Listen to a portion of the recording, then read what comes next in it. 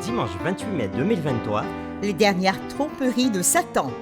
nous vous accueillons de nouveau sur votre chaîne L'Aventure dans la Parole. Et aujourd'hui, nous voulons particulièrement saluer Georgina, Emmeline Nathanaël, et David, Bernard, et Sabine, Josette, Suzanne, Liliane Gisèle, et Roseline. Françoise.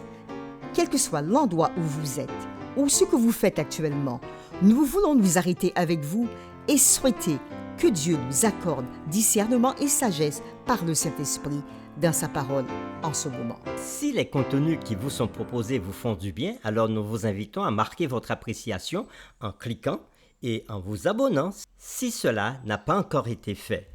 En laissant aussi des commentaires sur ce que vous avez compris et appris, et bien sûr, en partageant le lien avec vos connaissances pour faire connaître la parole de Dieu. Le texte à mémoriser de cette semaine que nous vous invitons à dire avec nous se trouve dans Jean chapitre 17, le verset 1er. Sanctifie-les par ta vérité, ta parole est la vérité. Nous vous invitons à le redire avec nous, Jean chapitre 17, le verset 1. Sanctifie-les par ta vérité, ta parole est la vérité.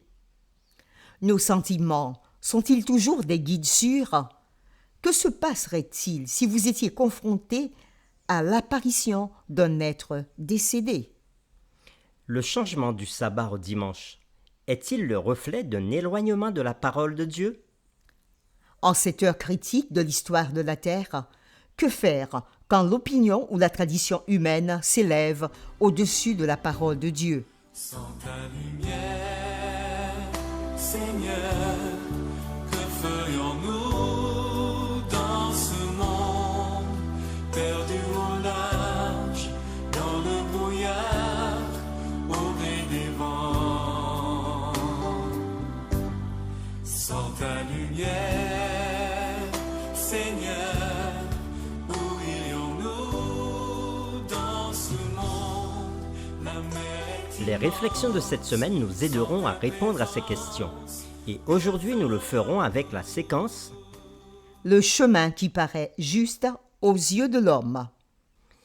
Dans le contexte des derniers jours, Jésus a lancé un puissant avertissement dans Marc chapitre 13, le verset 22.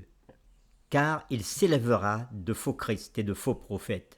Ils feront des prodiges et des miracles pour séduire les élus, s'il était possible. Qui sont ces élus? Plus tard, Jésus dira dans Matthieu chapitre 24, verset 31. Il enverra ses anges avec la trompette retentissante, et ils rassembleront ses élus des quatre vents, depuis une extrémité des cieux jusqu'à l'autre. Un peu effrayant, n'est-ce pas? Quand la ruse dans les derniers jours sera si grande que même les fidèles seront en danger d'être trompés. Nous vous invitons à lire avec nous Apocalypse chapitre 12, le verset 9. Et nous répondrons à ces deux questions. Qui est trompé par Satan? Et comment devons-nous comprendre ces paroles? Apocalypse chapitre 12, le verset 9.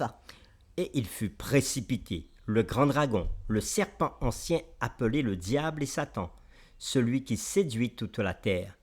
Il fut précipité sur la terre et ses anges furent précipités avec lui.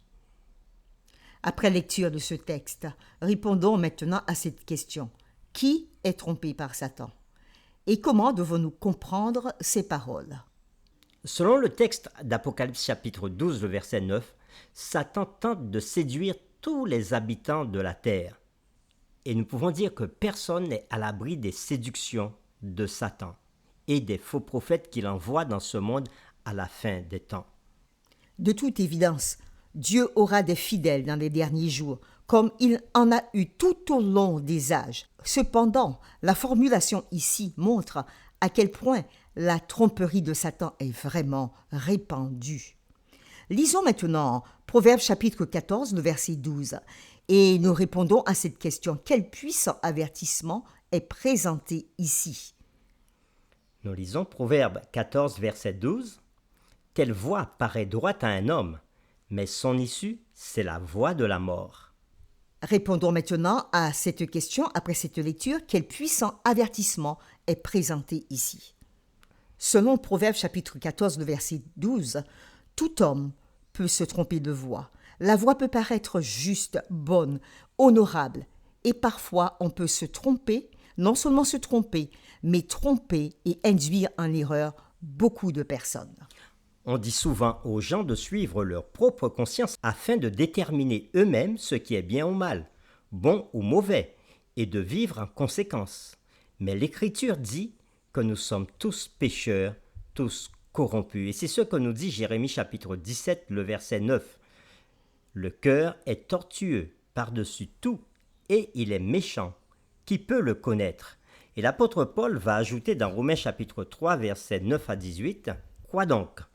Sommes-nous plus excellents? Nullement, car nous avons déjà prouvé que tous, juifs et grecs, sont sous l'empire du péché. Selon qu'il est écrit, il n'y a point de juste, pas même un seul.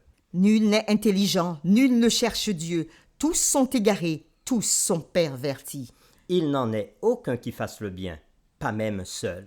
Leur gosier est un sépulcre ouvert, ils se servent de leur langue pour tromper. Ils ont sous leurs lèvres un venin d'aspic. Leur bouche est pleine de malédiction et d'amertume. Ils ont les pieds légers pour répandre le sang. La destruction et le malheur sont sur leur route. Ils ne connaissent pas le chemin de la paix. La crainte de Dieu n'est pas devant leurs yeux.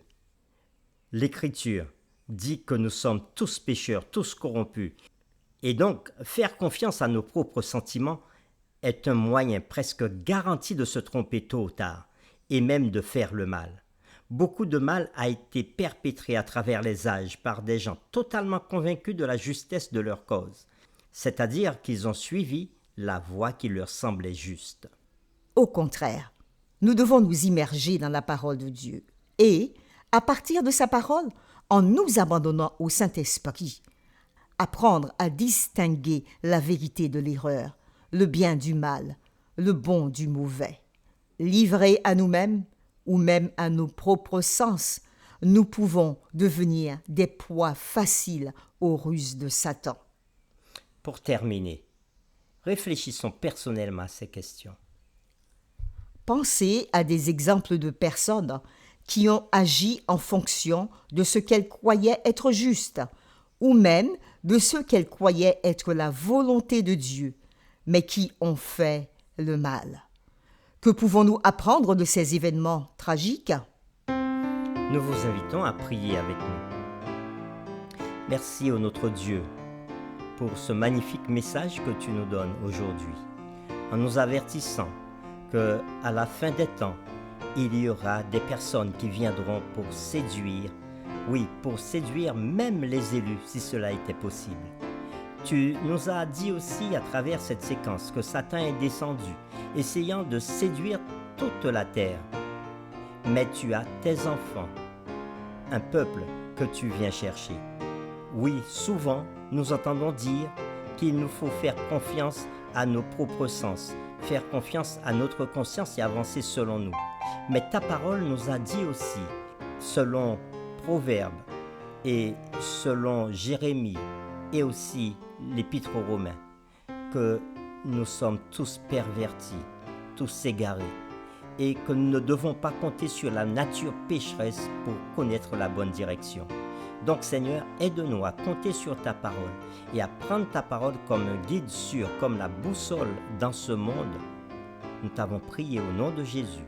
Amen.